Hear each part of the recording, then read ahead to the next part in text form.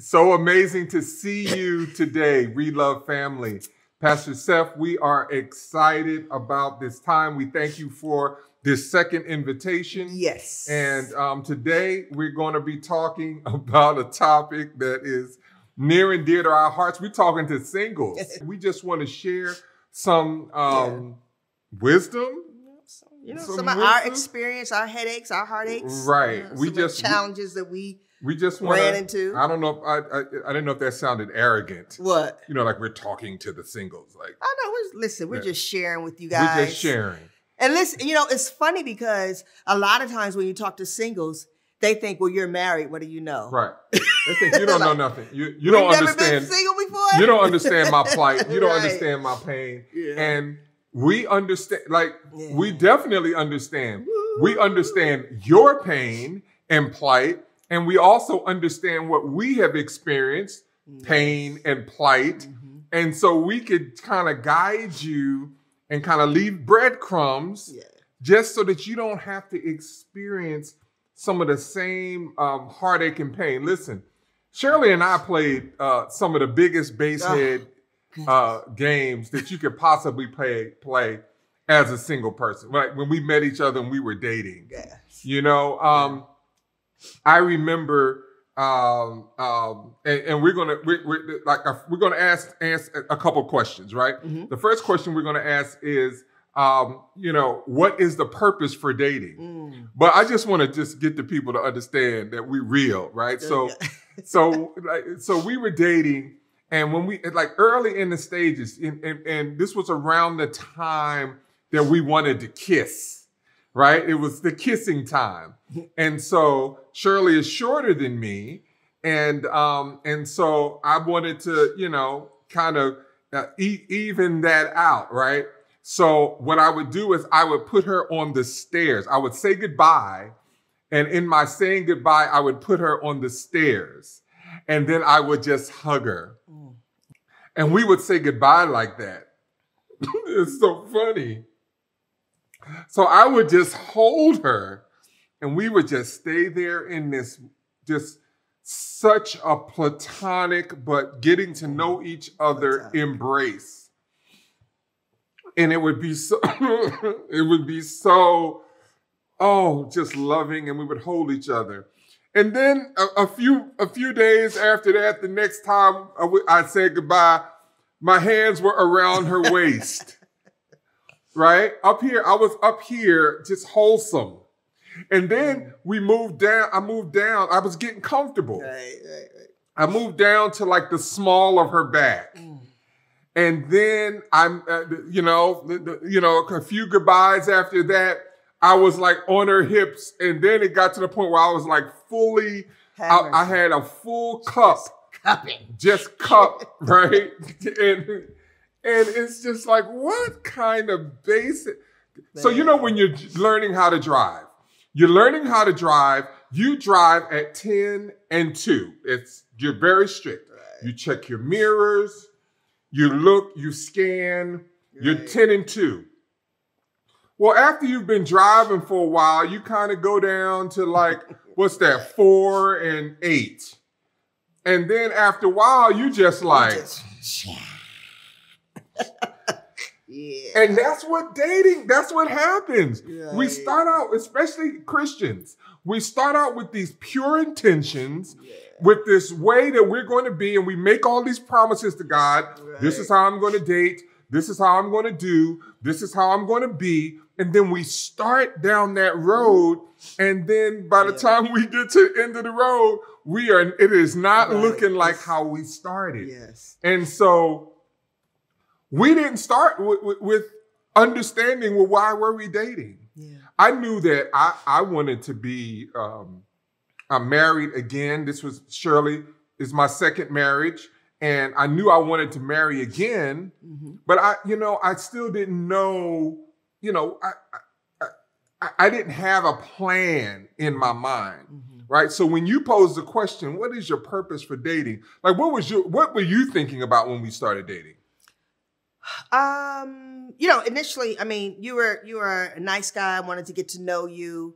Of course, my ultimate goal in life was to get married and have children. And honestly, I didn't know if you and I wasn't thinking marriage with you, which, you know, I realized that, you know, dating is a process. Really, it should be a process of elimination, right?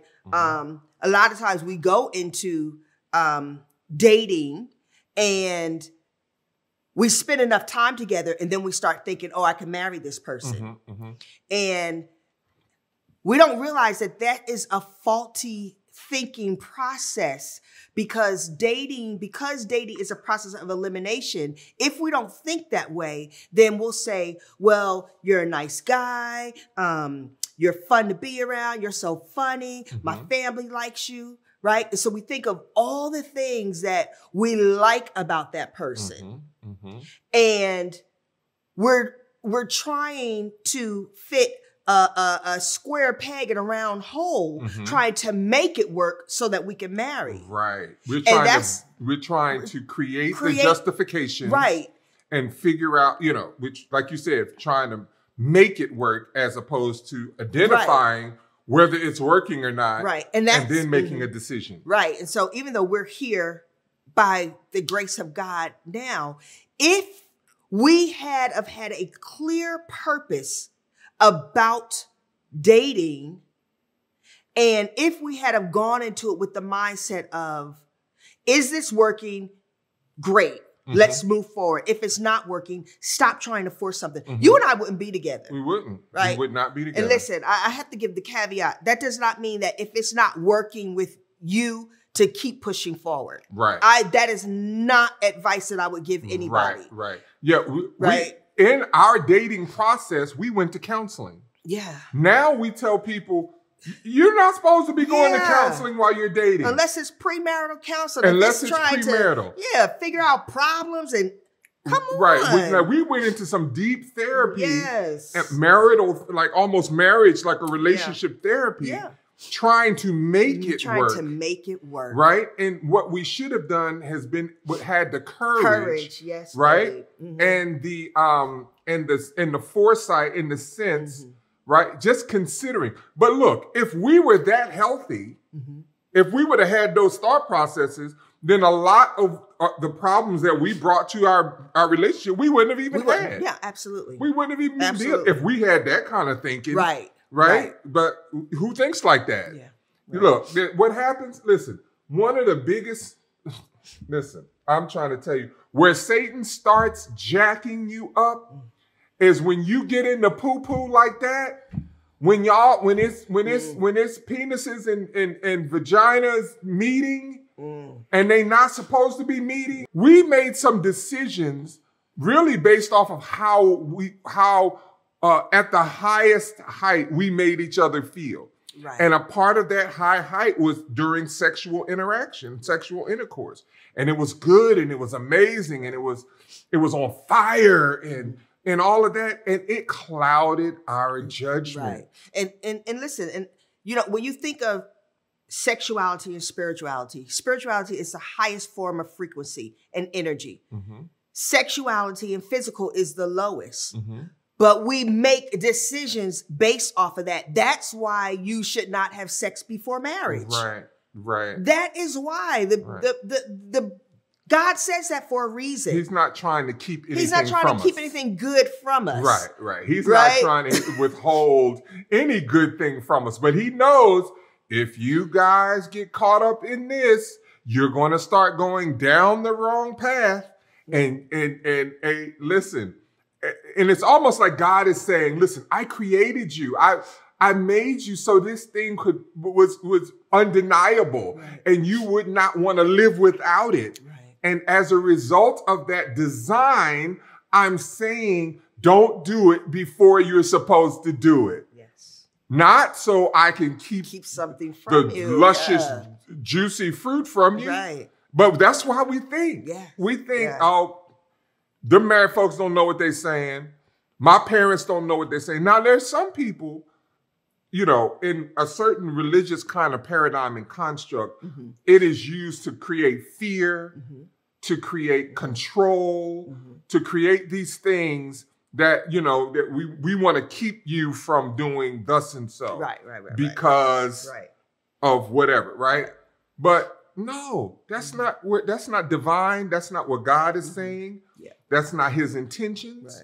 Right? And so we got to get to the point where we understand what truly God has in this dating and the purpose of dating. Yeah, I want you to outline it, because you'll probably do it better than me. You say the purpose of dating is... I mean, the purpose of dating is to find a match that you are compatible with, not to force compatibility. Wow. Say that again. Repeat that. The purpose of dating is to find a match that you are compatible with. You guys share the same values. You will govern your life off of the same foundational principles, not to force compatibility. Because forced compatibility, it will not last, right? Forced compatibility is, okay, we're compatible in this moment. Right. But long term, it's not going to last. That's true. Because really you're manipulating what you see to make it right and to justify. It's almost like trying to shove your foot in the shoes that you know don't fit. Yeah, instead of trying to shop and find the shoe that fits. Right.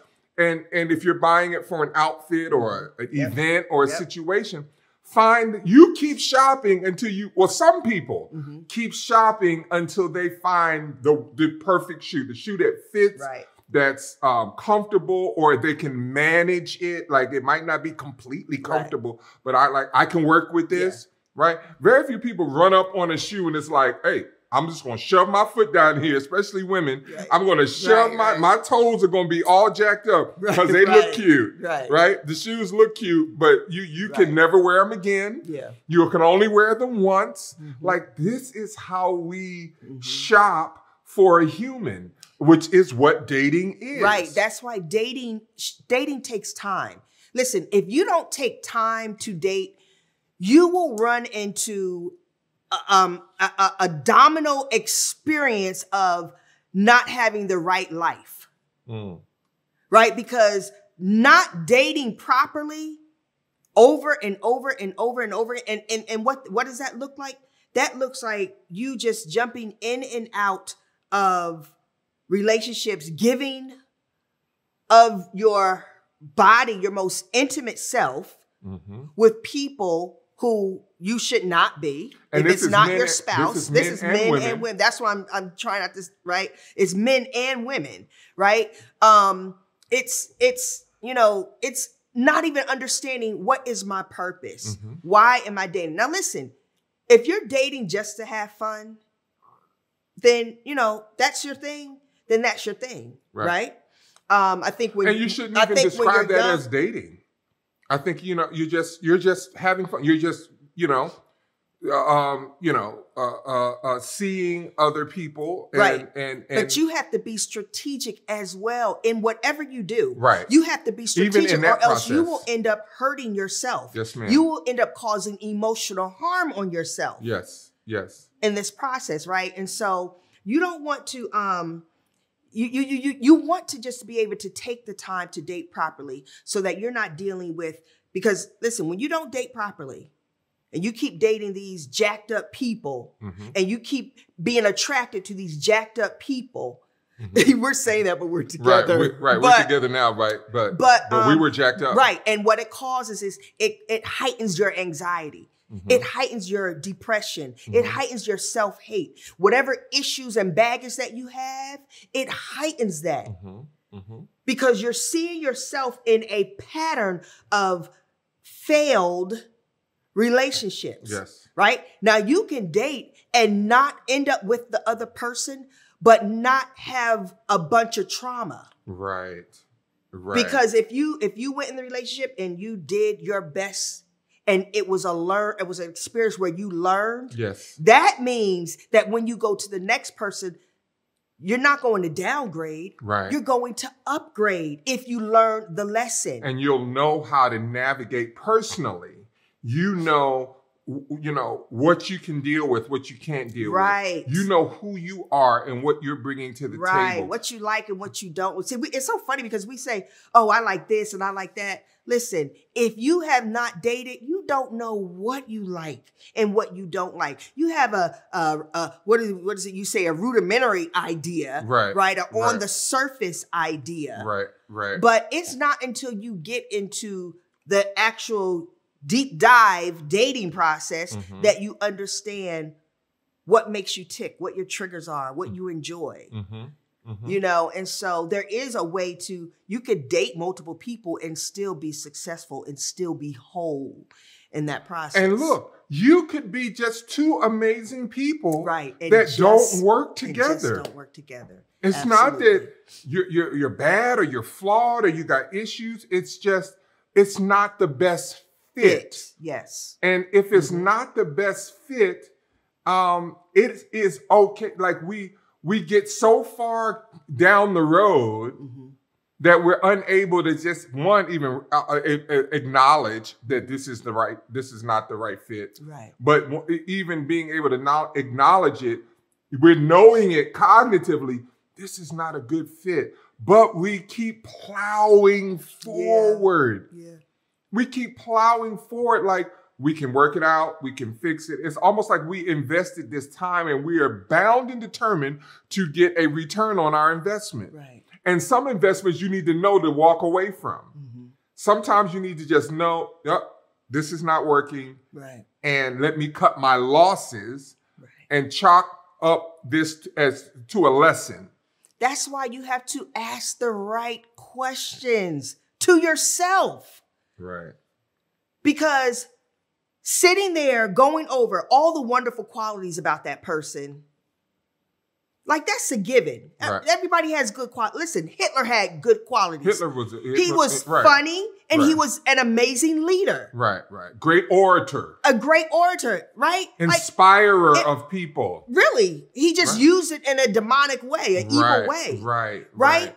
So everybody has good qualities. Stop talking about, well, they're this and they have this and they make me feel. For real, you know what I'm saying? Your feelings will have you all jacked up. Look, and you have to look at the things that they're not saying. Right, correct. You have to look at the things that they're not doing. Right. You have to really sit back and see how are they financially. Like, don't ask them, how are you financially? Don't ask, how's your credit? Just observe and watch how they spend their money. Listen, for me, how do you keep your vehicle? Like, that's a turnoff. If you keep your vehicle nasty, that means you keep your house nasty. I was spick and span, Doc, right? You know what I'm saying? But do you display loyalty? Like, to me, we're dating. Are you dogging out your friends? Like, come on, that is a telltale sign. You know what I'm saying? If your mom calls you, your mother or father call you and ask you to run an errand, do you get off the phone like, dang, you know what I mean? Like, you have to look at those things. The intangibles. Right.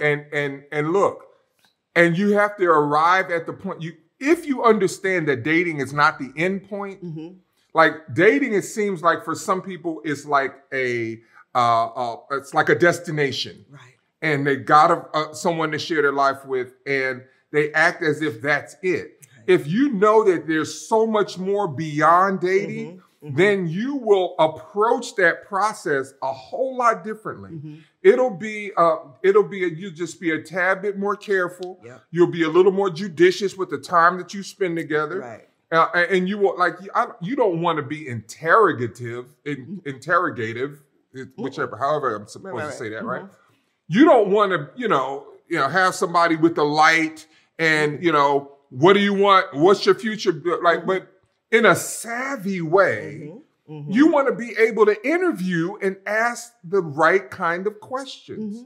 And like for you and I, it was a little different. And I knew it threw you off because I came in spewing all my fault. I had made the decision that I was going to present whoever I dated after my marriage, I was going to present them with the worst of me. And if you could see the worst of me and still want to deal with me, then I could rock with you. And so now I didn't know I had to be careful because Shirley was like, whoa, wait a minute. Whoa, wait. She kind of appreciated it, but kind of was like, yo, this is a lot. Where is this coming from? I don't want this in my life. I was like, look, I'm bad with credit. I got a porn issue. I'm not good with money. Like I just started running down these things. And I know, like, how did you feel when I put those cards on the table? Well, because I had seen so much good in you, right? I was like, oh, we could deal with that. We could get through that. That's not going to be a big issue. I wasn't mature enough to really sit back and to really think in depth about what you just shared with me. What did he say? Really ask some questions. Babe, I didn't even ask questions about it. Right. You know what I'm saying? Right. Like, that's crazy. We didn't have conversations. You just kind of was like, oh, okay. Oh, okay. All right. Check. You okay. Thank you for sharing. Right. But this is the crazy thing is, even though we did not have conversations, I had a whole bunch of conversations with myself. You had internal conversations. I had internal conversations. Karate Man on the inside. Listen, that was affecting how I saw you. Wow. It was affecting how I viewed you. I didn't view you at such high esteem anymore. Right. And I wasn't mature enough to talk to you about that or to say, this is not going to work for me. And that's what we want to get you guys to understand. Again, we are beyond just so grateful to God and happy that we are together. Yes. Right? But what we're saying is that that's not a risk. Everybody doesn't win taking that risk. Right? And that was a risk that we took unknowingly. Right. We didn't know. We didn't know we were taking that risk. Right. And so we want you to understand that as you are dating, really figure out what is your purpose. What are you looking for? How are you going to go about the process? And just have a plan of action and do not be led by your feelings because your feelings will fail you every time. And now we definitely want to highlight because, we did it. We lived together, but it was a kind of a base head game living together. We were living together, but kind of not. I had to, like my apartment, I had to give up my apartment. And Shirley was like, well, you can come stay with me, but you stay in this room, I stay in that room. We're here, but we're not here. Right. Like there was this really kind of, but then I would go in, we would be sexual, we would sharing that. Then I'd fall asleep and then get up and then go in the next room. Right. Like there were these just real kind of just crazy games we were playing. And look, living together brings you to a point. That's the end. That is the end, but you're dating, so it's not the end. So you end up playing a twisted psychological game with yourself, doing stuff that you're not supposed to be doing with someone that you don't know whether you're going to be with, but you're sharing some of the same responsibilities. You're sharing bills. You have to act like you're married, but you're not married. There's all of these things that are going on. So we want to say, along with the dating process, don't mess yourself up and move in with anybody. I don't care what the financial, what you think is going to be the advantage.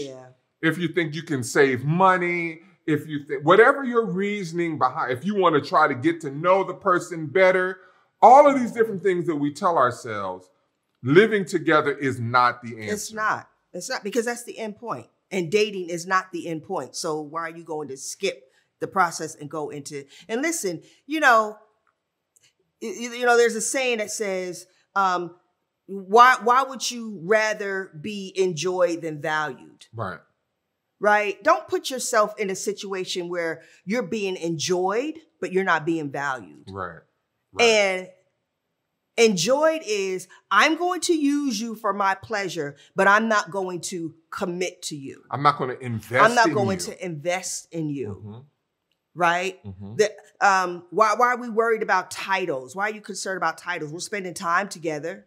We're enjoying like so our many time people are going through that, and they're struggling because they want a commitment. Mm-hmm. They want something solidified, Mm-hmm. and then the other one doesn't. But yet you're giving your body, you're living together, you're doing all these things. Yes. And it's like, for what? Well, you know, it just going back to our example, like I knew that I wanted to be with you or Mm-hmm. explore being with you, Mm-hmm. but I still was enjoying you Mm-hmm. and not valuing you from a standpoint of what, you know, I put you in some compromising situations. Mm-hmm. Mm-hmm. Like, you know, but you allowed yourself to be in those compromises. Absolutely. But just being the priest or the leader or whatever, Mm-hmm. I played some basehead games, right? I have a fireplace, wood burning fireplace. I love burning wood, and I call myself like I'm not putting myself in no compromising sexual situations. But I have her naked in front of the fire, Mercy. but I'm fully clothed and I'm massaging her and all of these things. And it's like, I can imagine in her mind, it's like, what is he doing? Right. Like, Right. what is this? What, mm-hmm. Are we, okay, you want to satisfy me, but you don't want to be satisfied, or you don't want to be in this same space? Like, and in my mind, I was like, well, I'm not going past this point. Mm-hmm. Right? And so it was really a game that was being played because it had you in this emotional limbo mm-hmm. that did not allow you to, you know, you didn't know, am I sinning? Am I not sinning? Am I, you know what I'm saying? Like, what is going on here? And so you gotta understand, you gotta know and arrive at the point where you know what value is, how you are valued. Mm-hmm. You got to know your value. Mm-hmm. Because when someone is devaluing you, mm-hmm. the only way you know that is if you know and understand your value. Right. You can't identify being devalued if you're not aware of your worth. Yeah. And so then if you move into a situation, you're doing it because of it's your free will. Mm-hmm. I'm doing this because I want to, not because you're being manipulated mm-hmm. into some sort of, type of situation that you really didn't want to be in. Yeah. And you really didn't know the ramifications of being in that situation. Listen, and that's why, one of the things with me, babe, is at that time, I was not aware of who I was. I was not confident within myself. Mm-hmm, mm-hmm. And if you're not confident within yourself, then you'll just allow things to happen. Mm-hmm. And that is a huge danger. You're not saying yes or no. It's you're saying yes, but you're just, there's no intentionality to it. There's no intentionality to it. And that's so dangerous because, again, that's what helps to cause depression and anxiety and causes you to be an unhealthy person mm-hmm. in a relationship. So then when you do get married, mm-hmm. you're carrying all this unhealthy dating baggage. Mm-hmm. And so you really have to know yourself. You have to understand how you're wired. We talk about in our marriage relationships about how couples are wired. Right. But I'm telling you, in dating, you have to understand how you are wired, because if you are wired a certain way, it causes you to be very passive aggressive. Mm-hmm. And if you are passive aggressive, you will not speak up mm-hmm. and you will not be completely transparent and honest about what you're feeling. Based on, and not because you're immature, not because you're not savvy, mm-hmm. Simply because you're not wired that way. Right. Your personality is not one that would lend to that. But now there's some personalities that would be very direct mm-hmm. and very clear mm-hmm. about certain things and mm-hmm. very open and very, you know what I'm saying? Just like let you know what they're dealing with and what they're not going to deal with. Right. Certain personalities that are like that. Yes. But then there are other personalities, like you said, will lend to that passive aggressive, kind of go with the flow. Even if they're not even, they're apprehensive about what's going on, but they're not wired to be able to say, you know something, let's stop this. I don't like it. Let's not move any further forward until we have, you know, whatever level of understanding. It's interesting because when I think about the wiring and how we're wired, because you are a very direct person, I took your being direct as you were being a bully, you were being critical, you were being mean, simply because I didn't even know who I was dating. You know what I'm saying? So it's like, what do you think about people who are dating taking these tests? I mean, I think one, just so, because remember, we talk about Sun Tzu in our coaching, right? That Sun Tzu, the art of war. And Sun Tzu says to be successful in battle 100% of the time, if you know yourself and know your enemy, you'll be successful 100% of the time. If you don't know yourself and know your enemy, or don't know your enemy and know yourself, you'll be successful 50% of the time. If you don't know yourself and you don't know your enemy, you will never be successful in battle, right? So if you apply that to your life, taking a personality assessment gives you a greater understanding of yourself, right? That's half the battle. Right. If you understand the personality assessment and you just come into somebody's purview and you're just in their space, you will be able to identify, oh, I'm seeing this personality trait. I'm seeing that personality trait. And it's not like you're putting somebody in a category. You just have more knowledge about who they are. And then you're able to navigate in a way that will help you get a more favorable outcome. Let's say that. So listen, I definitely want to suggest to you guys, you know, if you're in college or, you know, sometimes employees even or employers even have, you know, these personality tests. And the sometimes one we're your talking church does, because when we were at Madison Mission, our pastor, he gave one to me, right? So they're out there. If you are dating and you are dating for the purpose of, okay, we want to spend the rest of our lives together, we highly recommend that you take a personality test, DISC assessment. And the personality, because there's multiple ones out there. Right. The one that we recommend and the one that we facilitate is the DISC model of human behavior. And it basically breaks a human beings down into 4 quadrants. And where you fall on that quadrant tells you a lot about, and will tell someone else a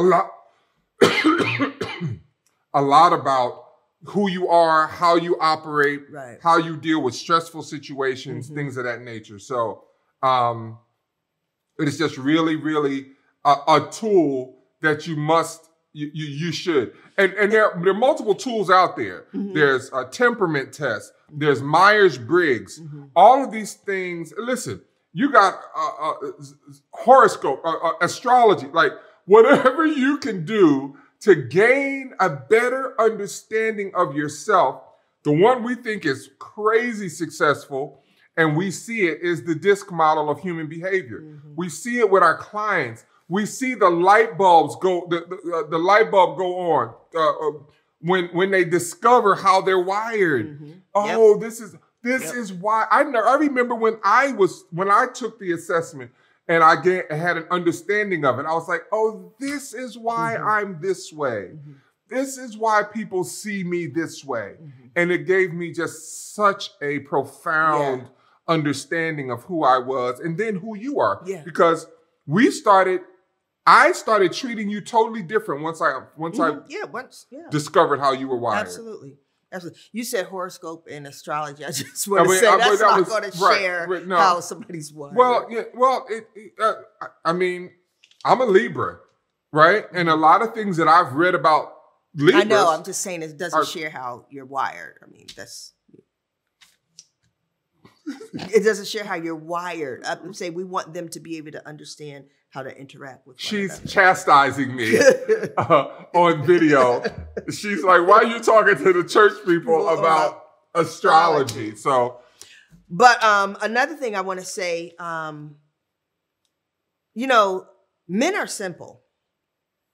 Men are very simple, and I don't mean explain that. I don't mean I don't mean it in a derogatory way at all. I mean you really don't require much. You want to be respected. You want someone who will be your friend, meaning you'll listen to me, right? You'll take the time to understand me, and of course, you know, when you're married, he wants some loving, right? Men are simple. Women, we actually hold the power in the relationship, but we don't know how to use the power. We abuse the power. We abuse the power by how we talk to them, and we don't validate them, and we don't encourage them, and we're not their cheerleaders, right? And of course, we go into our relationship, you know, wanting to be all of this. We want to be your cheerleader, and we want to, but then after a while, it's almost like it's such a task, right? And so, you know, when you're dating, this is, again, why it's important to understand who you are, because you need to know, what is it that my future husband, possibly, or if you're just dating long term, if you're dating, what is it that the person that I'm dating wants, and can I give it? And just be honest about that. Being honest seems to be one of the biggest issues that we hear from couples. Somebody has presented themselves one way, and then now we're, you know, 9 months into the relationship, and I find out that that's not who you are. Right. And so, you know, I know I've made like 2 separate points here, but, you know, just be honest about who you are, and understand, for women, that you really can control the temperature of the relationship by how you deal with the man. Like, just being nice to him. Just being nice. We have couples who they are not nice to their husbands, and that is what is killing the relationship. Just simply being nice, polite, sweet, right? It goes a long way. They say women are made of sugar and spice and everything nice, but you spitting venom, or you got a stank face and attitude, you snatching flies, you rolling your eyes. All of these things are examples of contempt, and a human being knows when they see contempt. They know that, and so that is a very, very simple takeaway. Be nice. Be nice. Look, it sounds simple, but what the Bible says, you treat people how you want to be treated. If you don't want to be stood up, don't stand people up. If you want people to do what they say they're going to do, you do what you say you're going to do. You know what I'm saying? Be reliable. Like, there's some basic kinds of human function that just kind of goes out of the window when you start dating, when you become very familiar. There's the term that says familiarity breeds contempt. Right? It's like when you become so familiar with a person that you're flippant about and not intentional about what it is, just treating them in a way that is human, in a way that is respectful, in a way that is loving. And look, no, you go ahead. No, I was going to say, and to that point, understand when you're just not ready to date. That is so key. Yeah. Because some of us, we're going down this road of dating because, listen, it's a self-centered type of situation going on here because we want to feel a certain way. So we know we're not healthy. Right. We know we don't need to be out there dating nobody. Right. Because we are so damaged. But because we want to feel, we're willing to sacrifice somebody else and hurt somebody else to get a need met. And the thing is, the need never gets met. Nope, you get a temporary high, but it's temporary. Yes. It goes away. Yes. And this is the thing. If you are unhealthy, you will attract somebody who's unhealthy. Unhealthy. A healthy that like person will energy. never date you if you are unhealthy. Right. It just doesn't happen. Right. Right. They'll recognize, they will see, this is not something I want in my space. Yes. I don't want this energy. I don't want anything that has anything to do with what is happening here. Yes. And as a result of that, I'm going to back out, or I'm going to bow out. That takes a very, very adjusted and well-rounded and healthy individual to be able to see this and be able to walk into a car dealership, using this metaphorically, and not be forced into making a buying decision simply because you're here, they're here, you got the money, you qualify, and so I'm just going to sell you anything, or I'm just going to buy anything. No, a healthy person, when you got the money, when you got cash, or you have good, very, very good credit and a great down payment, you walk into a car dealership different. Yeah. Yeah, your swag is a little different. Yeah. When they start trying to add stuff and push stuff on you, you're like, nope, not doing that. You already know what you want. I don't want to do a bunch of haggling. I'm not going back and forth with you. This is my price. This is what I'm willing to pay, right? That's the sign of a whole, healthy, adjusted person, when they're able to look at you as bad as you are, with your big booty and your chiseled six-pack abs and your dark skin or your light skin and your pretty eyes and your gift of gab and all of these different things. Somebody's able to look at you and say, hey, it's been good, but this is not going to work for me. Right. This is not going to work for me. And so we hope that we in this like little short period of time, we were able to give you just a few nuggets that will help you along this goal. And remember, dating is not the destination. Marriage is the destination. And if you work hard, you put the work in, you are honest with yourself, you are what we call hot. Honest, open, and transparent with yourself, with the other party, with God. If you can bring that level of honesty to the table, both of you, then your outcome is probably going to be so much more favorable. Not probably. It absolutely will. It absolutely will. That's an area. I mean, we don't have that much time left, but that's an area where I wasn't as honest. I wasn't honest like I should have been about certain conversations that, we've had when we were dating and things of that nature. And, man, that's just not a way to live.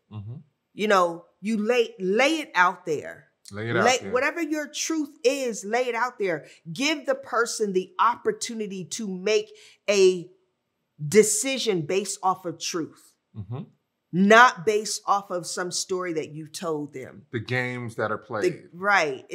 So just lay it out there. And look, just really quickly, I think that people do that because we don't rejection is a thing. It is, yeah, absolutely. And you want to be, especially if you're not emotionally healthy, you want to be loved, you want to be accepted, you want somebody to say, I see you and I want you. You want to be wanted, especially men. We want to be desired and all of these things. But you cannot get to a healthy place if you don't make these kinds of healthy decisions. So and let me say this too about rejection too, babe, because we hang so much on rejection. Rejection is really about the narrative that you create about it. Because if somebody says, you're not for me, why does that have to be a rejection? That's not rejection, because there's going to be somebody that says, okay, you're my cup of tea. Right? Like, give people the freedom to say, you're not my cup of tea. That's not rejecting you. Right? And so, we've just spent our lives just filled with so much anxiety and emotion about not being validated and not being rejected. That is really an inner issue. Right. It really is. It's an inner issue, and it's affecting how you date. Right. So look, guys, we've enjoyed our time with you.